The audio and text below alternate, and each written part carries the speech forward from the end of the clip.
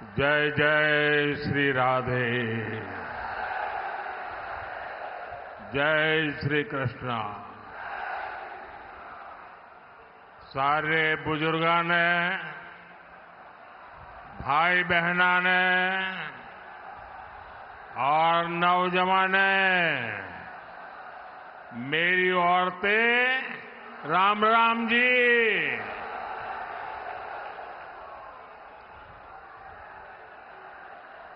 राजा नाहर सिंह और राजा जैत सिंह नागर जी की इस वीर धरा को प्रणाम करता हूं।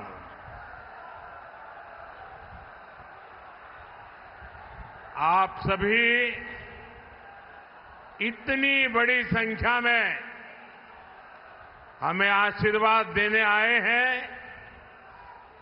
दूर दूर तक जहां भी मेरी नजर पहुंच रही है, लोग ही लोग हैं।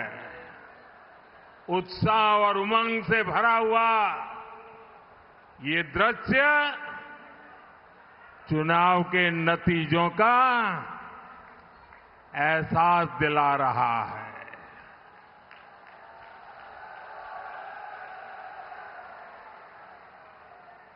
आपके आशीर्वाद के लिए, आपके सहयोग के लिए हम आपके बहुत बहुत आभारी हैं। साथियों, हरियाणा में तो चुनाव अभियान चल रहा है, लेकिन आज जम्मू कश्मीर में अंतिम चरण का मतदान हो रहा है। वहां बहुत भारी संख्या में लोग लोकतंत्र के पर्व में हिस्सा ले रहे हैं। मैं जम्मू कश्मीर के सभी मतदाताओं से कहूंगा कि वे अपना वोट जरूर डालें। साथियों, मैं यहां नजर कर रहा हूं, काफी परिचित चेहरे नजर आ रहे हैं।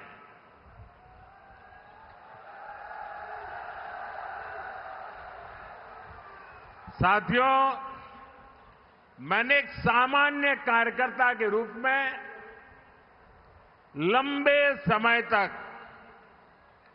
हरियाणा की जमीनी राजनीति को देखा है। बीते दिनों हरियाणा के अलग अलग क्षेत्र में मुझे चुनाव अभियान के लिए, जनता जनार्दन के दर्शन के लिए जाने का अवसर मिला है। आज इस चुनाव की ये मेरी अंतिम सभा है और आपने भी मेरी इस चुनाव की आखिरी सभा को 4 चांद लगा दिए हैं।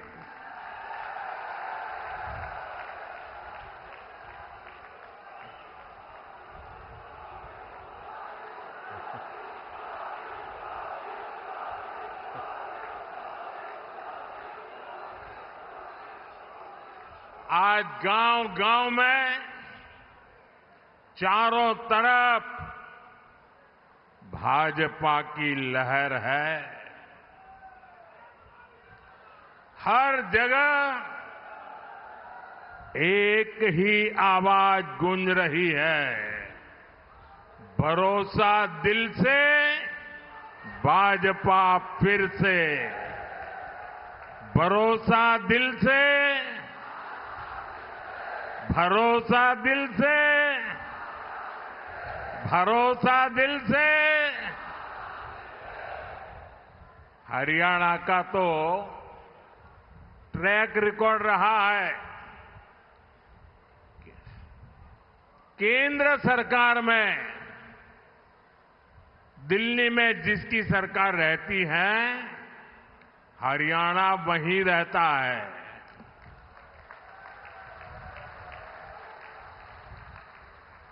आपने दिल्ली में तीसरी बार भाजपा सरकार बनाई अब यहां तीसरी बार भाजपा सरकार बनाना आप लोगों ने तय कर लिया है।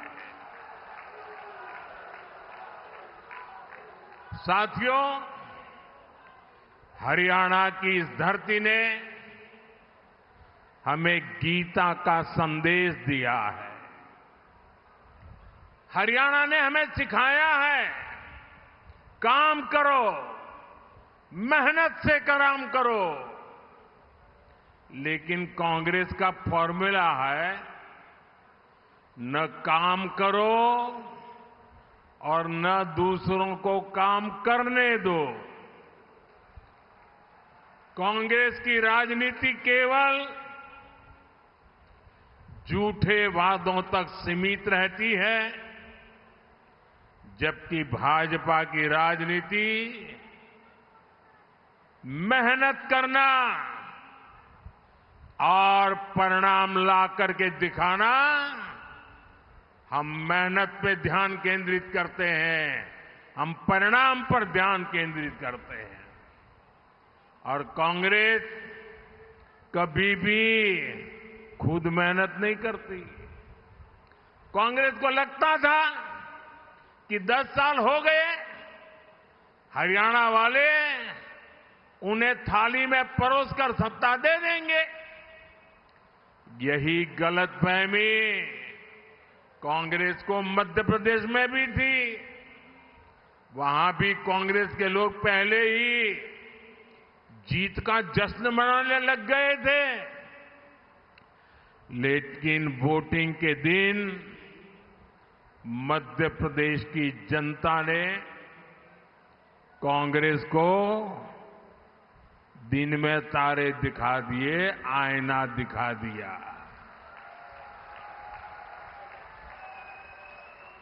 यहां आपके पड़ोस में राजस्थान है, वहां भी कांग्रेस ने किसानों और नौजवानों को भाजपा के विरुद्ध भड़काने की भारी कोशिश की थी। लेकिन हुआ क्या? कांग्रेस धड़ाम हो गई, धड़ाम।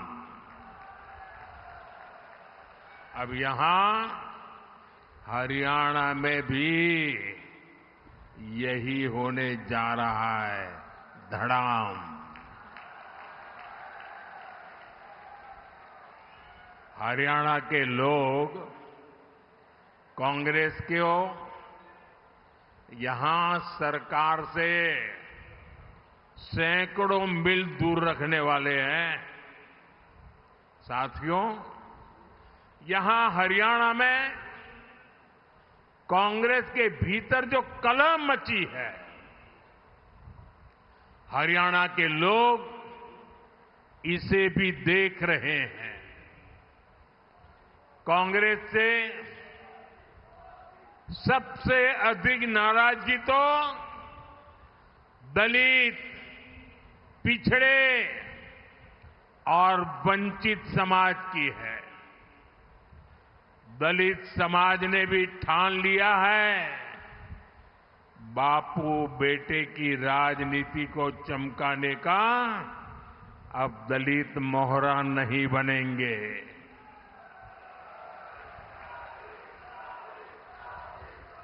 वो देख रहा है कि कैसे भाजपा सबको अवसर दे रही है। हमारे मुख्यमंत्री सैनी जी बड़ी विनम्रता के साथ सबको साथ लेकर चल रहे हैं। साथियों, कांग्रेस ने 60 साल, 70 साल तक देश पर राज किया। इतना मौका मिलने पर भी कांग्रेस ने देश के लोगों को तरसा कर रखा। सड़क, बिजली, पानी, शौचालय, पक्के घर, एक बहुत बड़ी आबादी मूल सुविधाओं से वंचित थी। कांग्रेस के भ्रष्टाचार का हाल ये था कि 1 रुपया अगर दिल्ली से निकलता था तो गरीब के घर तक जाते जाते 15 पैसा हो जाता था। देश पूछ रहा है, ये वो कौन सा पंजा था जो 1 रुपये को घिस घिस करके 15 पैसा बना देता था। गरीबों के हक को लूटने वाले गरीबी हटाने का नारा देते थे। कांग्रेस ने देश के लिए जरूरी हर विषय को उलझाए रखा। वो उलझाने में एक्सपर्ट रहे हैं। कांग्रेस ने अयोध्या में राम मंदिर नहीं बनने दिया।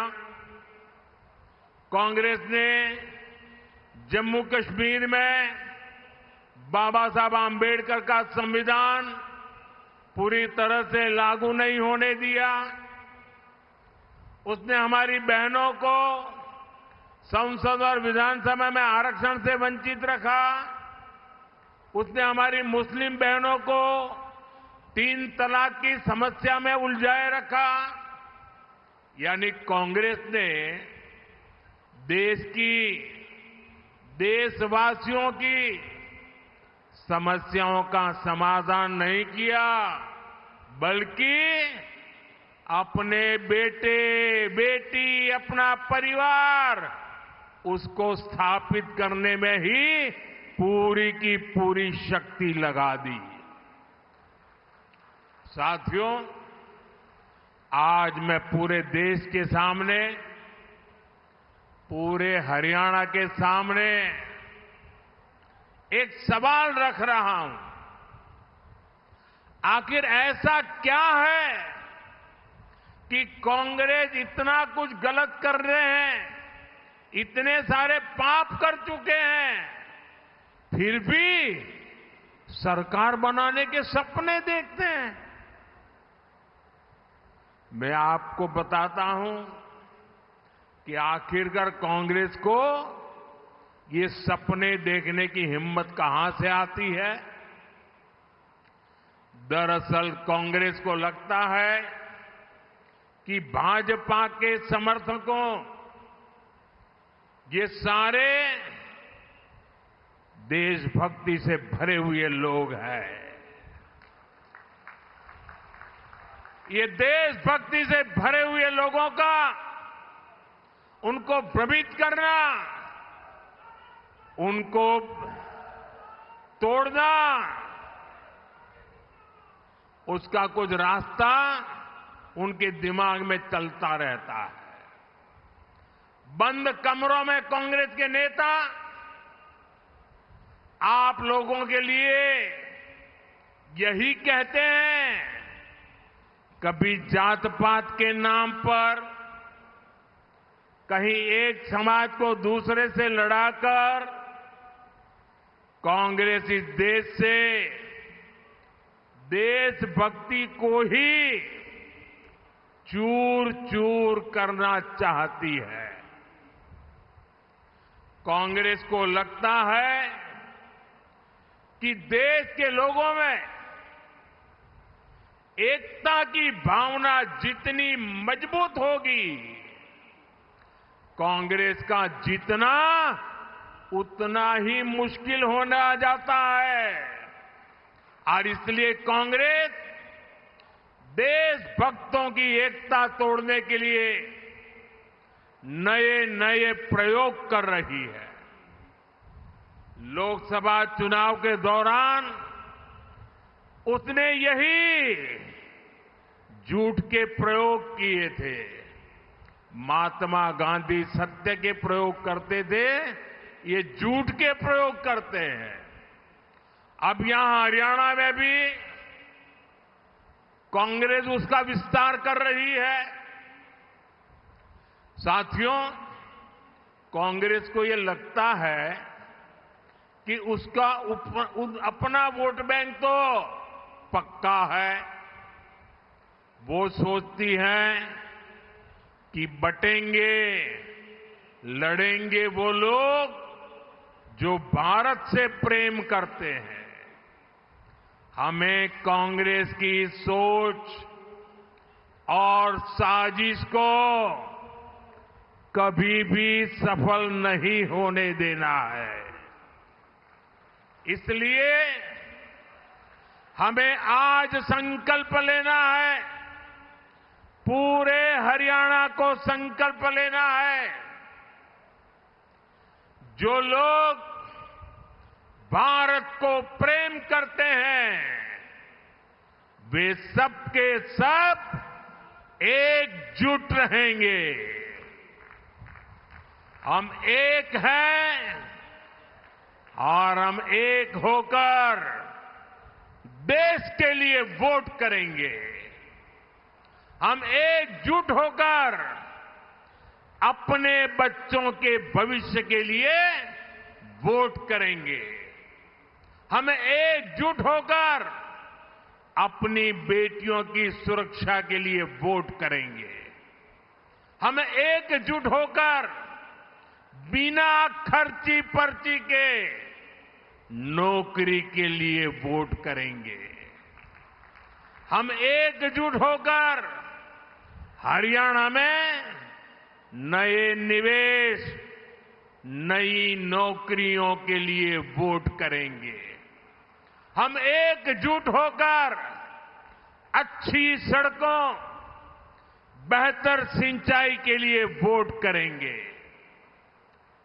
साथियों, कांग्रेस का सिर्फ और सिर्फ एक ही एजेंडा है,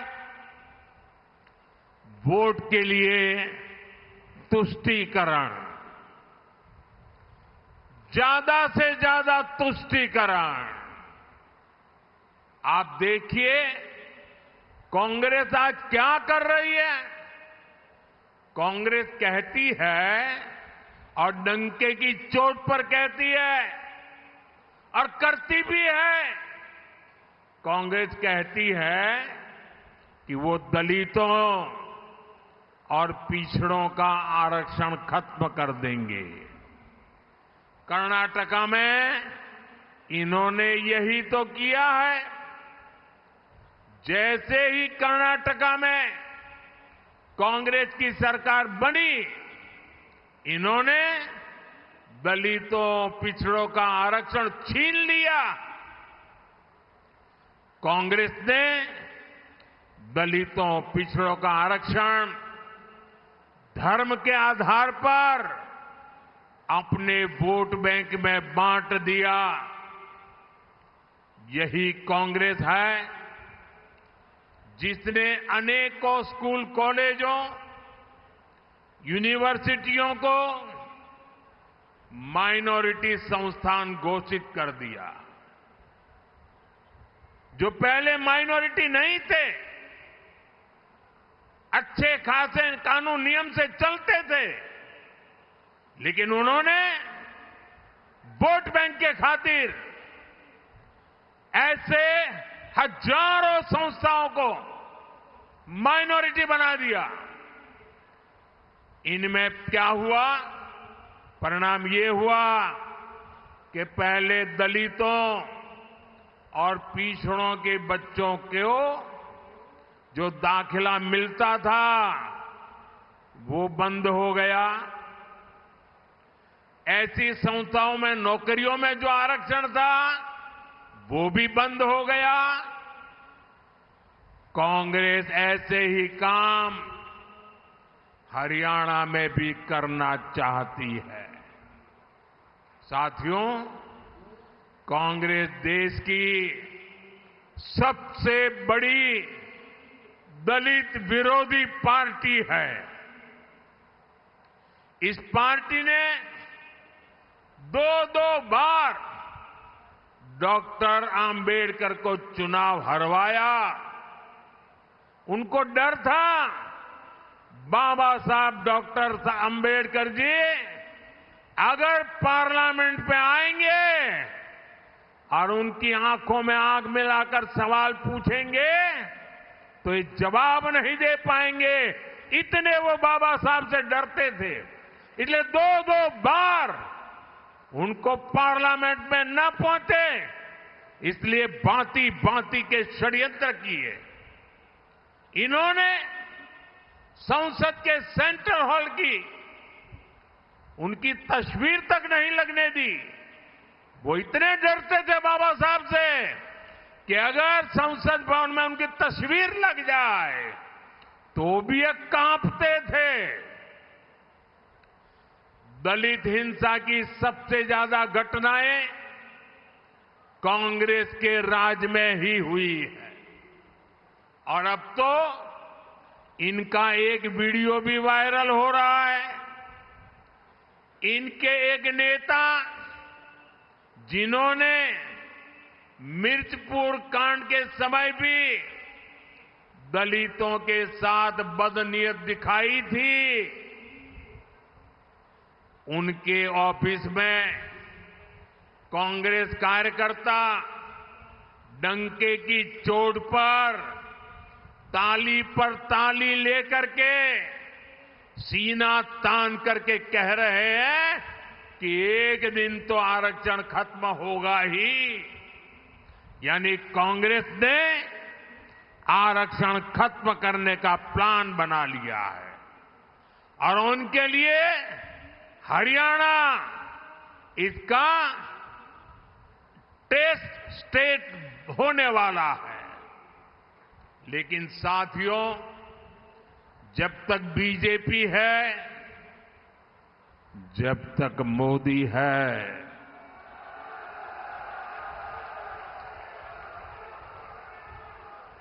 एससी, एसटी और ओबीसी समुदाय को संविधान से मिले आरक्षण का हक कोई नहीं छीन सकता।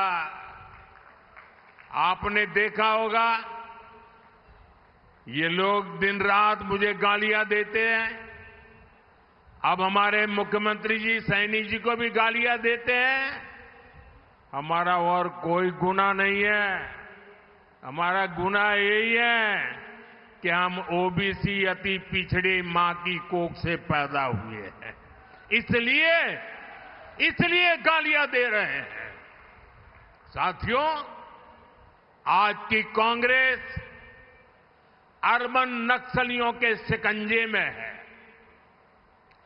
दुनिया में जो जो भारत को बदनाम करने में जुटे हैं, जो हमारे दुश्मनों के एजेंडे को आगे बढ़ाते हैं, कांग्रेस के नेता उनको खुलेआम गले से लगाते हैं।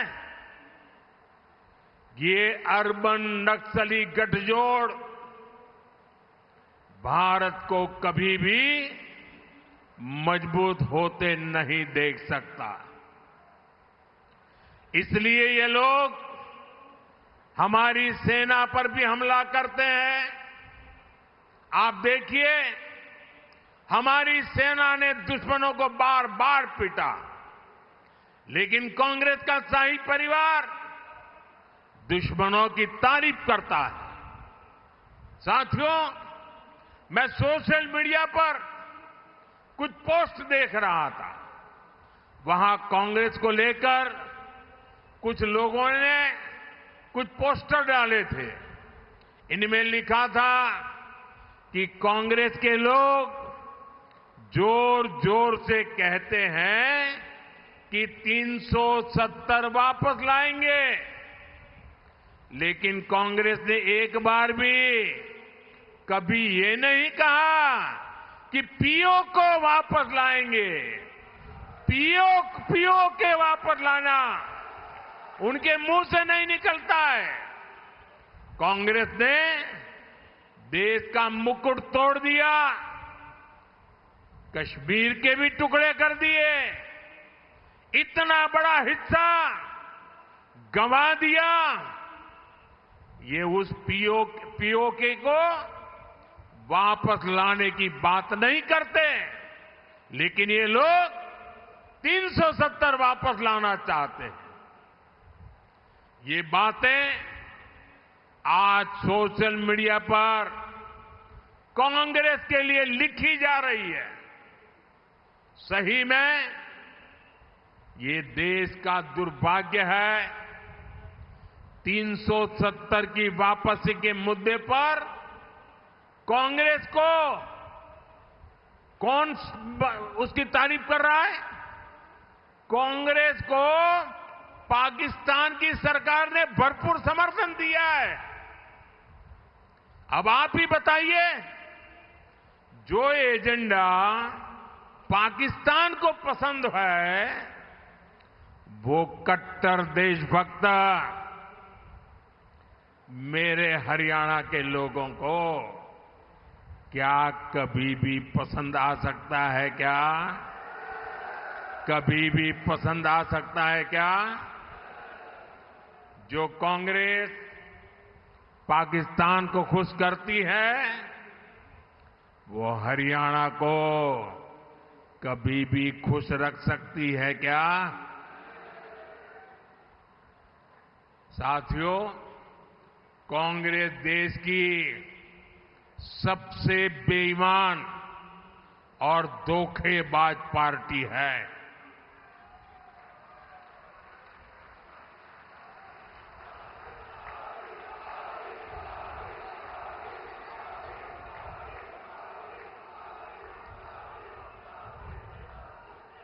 कांग्रेस के धोखों को गिनाऊंगा तो कई कई दिन निकल जाएंगे।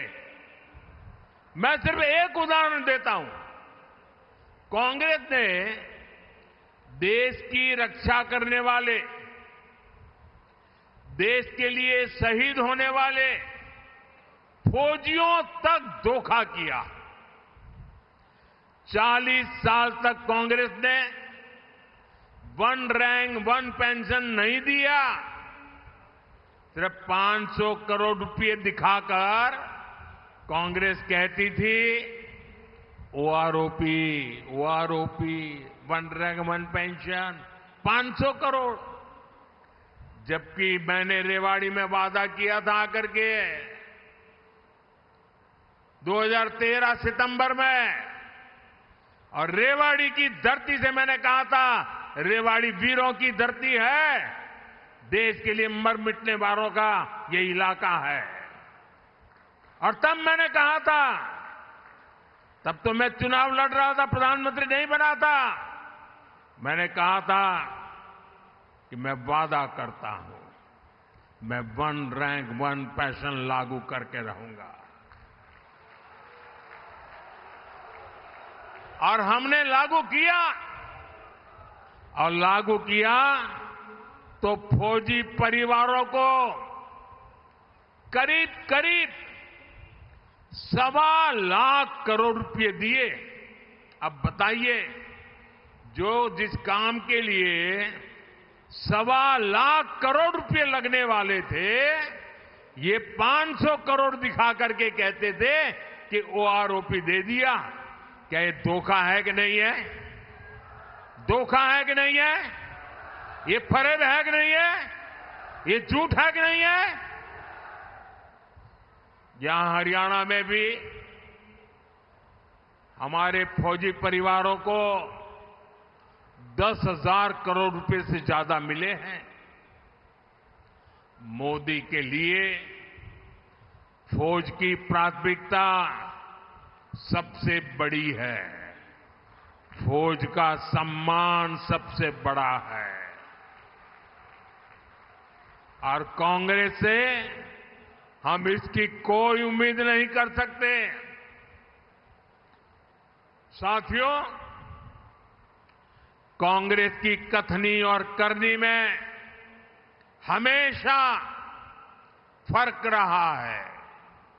कांग्रेस ने, ये पड़ोस में हिमाचल प्रदेश है, कांग्रेस ने हिमाचल की बहनों और नौजवानों को भी ऐसा धोखा दिया है, हिमाचल कभी भी कांग्रेस को माफ नहीं करेगा। कांग्रेस ने जैसे यहां हरियाणा में कांग्रेस वाले अनाप शनाप बोल रहे हैं ना, ऐसा ही उन्होंने हिमाचल में किया था।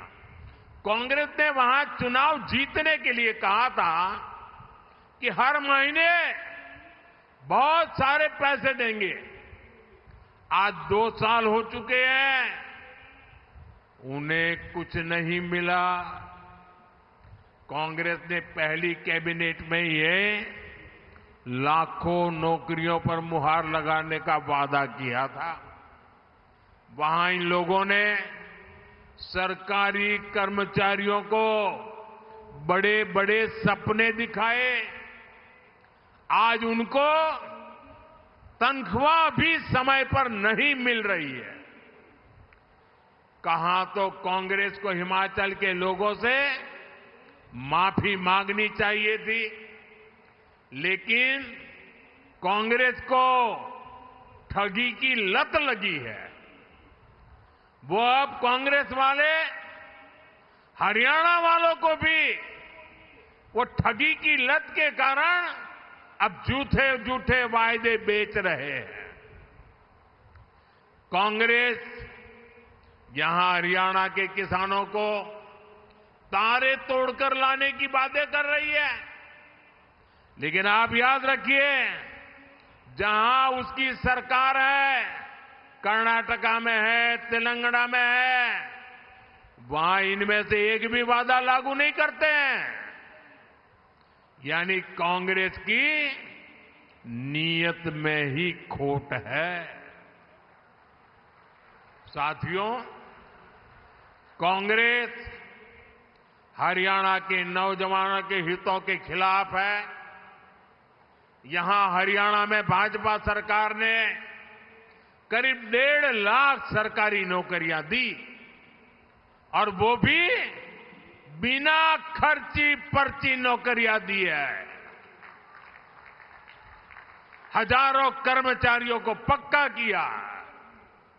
लेकिन अब कांग्रेस वाले फिर वही खर्ची पर्ची सिस्टम हरियाणा में वापस लाना चाहते हैं, आप पर थोपना चाहते हैं। सरकार बनने के आसार, वो आशा छोड़ चुके हैं। दूर दूर तक कोई आसार नजर नहीं आ रहे हैं। लेकिन लूट खसूट का बंटवारा अभी से हो गया है। ये है कांग्रेस की सच्चाई। साथियों, कांग्रेस की नस नस में भ्रष्टाचार दौड़ता है। ये दलालों और दामादों की पार्टी बन गई है। कांग्रेस के राज में यहां जमीन की दलाली करने वाले मालामाल हो गए हैं, या तो दामाद जी मालामाल हो गए हैं। ये 2 ही लोग फले फूले हैं। जबकि किसान के नसीब में क्या आया? किसान को तो सिर्फ 2 रुपये का मुआवजा मिला। जो लोग 10 साल पहले हुड्डा जी की सरकार थी ना, हर किसान कहता है ये तो 2 रुपया मुआवजे वाली बड़ी आफत आई, और किसानों के घर में चेक पहुंचा क्या? 2-2 रुपया का चेक। और उस सरकार की पहचान थी किसानों के घर में, किसानों के दिल में, कि 2 रुपया मुआवजे वाली सरकार है। जबकि भाजपा सरकार हजारों रुपये का सम्मान निधि सीधी उनके बैंक के खाते में पहुंचाती है। प्राकृतिक आपदा होती है तो सही मुआवजा देती है। साथियों, आज कांग्रेस यहां एमएसपी को लेकर बड़ी बड़ी बातें कर रही है, लेकिन कांग्रेस की सरकार यहां सिर्फ 3-4 फसलों पर एमएसपी देती थी। वो दिन जरा याद करिए, जबकि भाजपा सरकार 24 फसलों की खरीद एमएसपी पर कर रही है। पिछले 8 सीजन में एमएसपी के रूप में यहां के लाखों किसानों को 1,10,000 करोड़ रुपए से भी अधिक मेरे किसानों के खातों में गए हैं, उनको मिले हैं। आज यहां 20 से ज्यादा फल और सब्जियों के लिए भावांतर दिया जा रहा है। बाजरा और सूरजमुखी के लिए भी 900 करोड़ रुपए से अधिक इसका भावांतर दिया जा गया है। इससे हरियाणा के किसानों की बड़ी मदद हुई है। साथियों, आज मैं हरियाणा की माताओं, हमारी बहनों, हमारी बेटियों में भाजपा के प्रति सबसे अधिक उत्साह देख रहा हूं। यहां भी मैं देख रहा हूं, दूर दूर तक माताएं बहनें बैठी हुई है। हरियाणा की बेटियां आज चारों तरफ झंडे गाड़ रही है। भाजपा सरकार की हर योजना माताओं, बहनों, बेटियों में नया आत्मविश्वास पैदा कर रही है। मैं अखबार में एक बहन का इंटरव्यू पढ़ रहा था। उनको नमो ड्रोन दीदी योजना के तहत ड्रोन पायलट की ट्रेनिंग मिली है। वो बहन बताती है कि इस खरीफ सीजन में ही उन्होंने 800 एकड़ खेती पर ड्रोन से दवाई का स्प्रे किया और इससे उनको 3 लाख रुपए की कमाई हुई। एक सीजन में हमारे गांव की किसान की बेटी ड्रोन चला करके, दवाइयां स्प्रे करके 3 लाख की कमाई करे। भाइयों बहनों, तब मन को संतोष होता है कि ये सरकार सही दिशा में काम कर रही है। जिन बहनों ने कभी, जिनके नसीब में कभी भी साइकिल या मोटरसाइकिल नहीं चलाने का सौभाग्य नहीं आया था, वो अब ड्रोन पायलट बन रही है। जो बहनें कभी सिर्फ परिवार पर आश्रित होने पर, परिवार पर ही आश्रित होकर के मजबूर रहती थी, वो आज लखपति दीदियां बनकर के परिवार का सहारा बन रही है। साथियों, भाजपा सरकार हरियाणा के विकास को, हर क्षेत्र के विकास को नई गति दे रही है। बल्लभगढ़ तक मेट्रो पहुंच चुकी है और अब पलवल भी मेट्रो से कनेक्ट होने वाला है। पलवल देश का हाईवे हब भी बन रहा है। भाजपा सरकार पूरे ब्रज क्षेत्र के विकास पर जोर दे रही है। इसका फायदा यहां के लोगों को मिलेगा। पड़ोस में जेवर अंतर्राष्ट्रीय हवाई अड्डे से भी आपको बहुत लाभ होगा। ये एरिया रेल कनेक्टिविटी का भी हब बनता जा रहा है। Palwal Sonipat orbital railway corridor हो या फिर मालगाड़ियों के लिए स्पेशल कॉरिडोर, यहां के किसानों और उद्योगों के लिए अवसर ही अवसर है। बल्लभगढ़ में कॉलेज और पृथला में स्किल यूनिवर्सिटी बनने से भी नौजवानों को सुविधा मिली है। नाहरसी क्रिकेट स्टेडियम का निर्माण भी यहां के युवाओं को बहुत मदद करने वाला है। साथियों, ये चुनाव नया इतिहास बनाने का है। ये चुनाव हरियाणा को विकास की नई बुलंदी देने का है। दिल्ली में आपका ये बेटा बैठा है।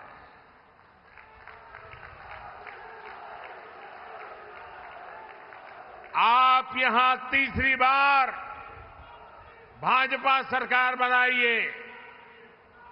मैं आज पलवल की धरती से पूरे हरियाणा के मेरे जागरूक मतदाताओं को, देशभक्त मतदाताओं को आग्रह करता हूं कि आप रिकॉर्ड वोटों से फिर एक बार भाजपा की सरकार बनाइए।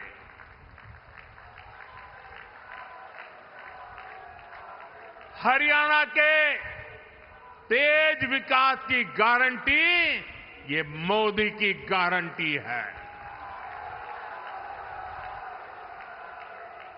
फरीदाबाद हो, पलवल हो, मेवात हो, गुड़गांव हो, भाजपा के हर उम्मीदवार को आपको भारी बहुमत से विजयी बनाना है। मैं सभी उम्मीदवारों से आग्रह करता हूं, जरा आगे खड़े हो जाए सभी उम्मीदवार जो चुनाव लड़ने वाले हैं, वो जरा आगे आ जाएं। आप सबके आशीर्वाद मेरे इन सभी साथियों को दीजिए। मुझे आपकी सेवा करने का मौका दीजिए। मैं फिर एक बार इतनी बड़ी तादाद में आशीर्वाद देने के लिए आए, मैं सर झुका करके आपका नमन करता हूं, आपका अभिवादन करता हूं। मेरे साथ बोलिए भारत माता की। दोनों हाथ ऊपर करके पूरी ताकत से आवाज दीजिए, भारत माता की, भारत माता की, भारत माता की, भारत माता की, भारत माता की। बहुत बहुत धन्यवाद।